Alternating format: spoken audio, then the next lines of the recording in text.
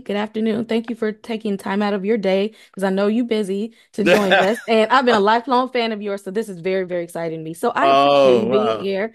I'm Kay from the Fifth Wall Studios. I would like to know, Boyd is a complex character, we know, Yeah, and he has a lot of emotional depth. How right. would you describe his character arc over the past three seasons? So, like, I would sort of describe him as like a person who is stuck in a hole that just keeps getting deeper, right? And so, like, it just won't stop. And so, like, I feel like, especially as far as the storytelling goes for us, I feel like he's right in the middle of his journey, in that middle part where you're about to lose like all hope because you can't see the pathway. And so, like, I think before, in the very beginning, he thought naively, like, I can figure this out and I can figure it out quickly, and then it turned, right, and then Hmm. it turned again, and so it's like, fuck, I can't. And so, like, this is the part of it that's really starting to get into that desperation Right. place for Boyd, right? And so, how does he navigate with his sane mind with the part of his mind that feels like it's starting to fracture a little, Right. especially, and then with the oncome of the uh, the Parkinson's and those things, Hmm. like there's a real fracture that's happening. And so,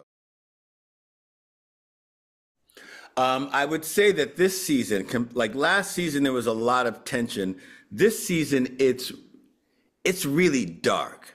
It's like insidious. It's a bully. Like the town is like a bully, and it's like now it's just picking on them for no goddamn reason. Like it's just really just picking on them. And so this season, like it really just uh, it makes you mad. It breaks your heart.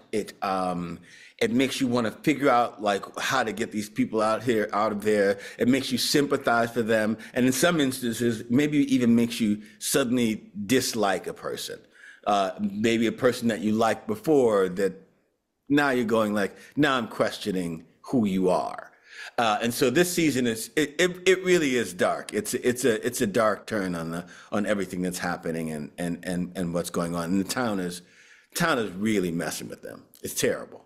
And were there any challenges you had with portraying Boyd?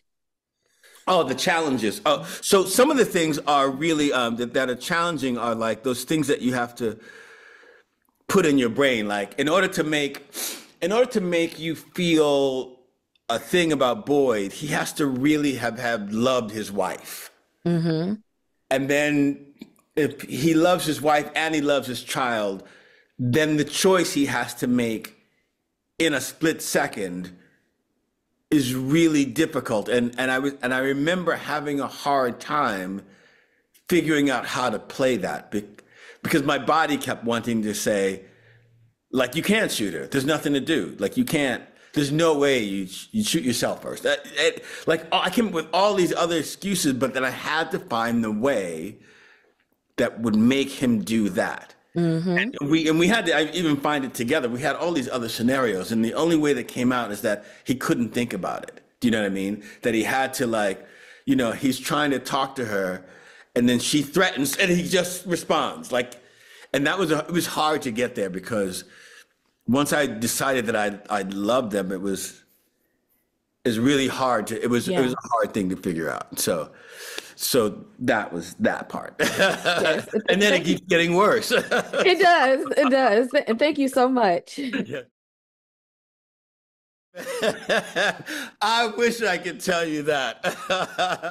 I wish I could tell you that. Like I had this whole thing the first season that reminded me of Rakim. It ain't where you're from, it's where you at. And I thought that that's like that's why it was called From, because it's like it don't really matter where you came from. We here, ain't we? And so that's what. And so you think it'd be called here, but it's not.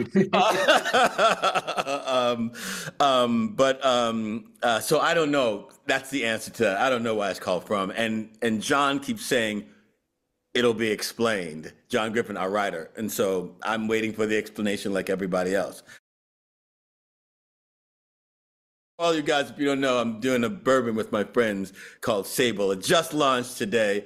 And so I'm gonna be doing a lot of drunk tweeting for the next few months. It's going to be wild.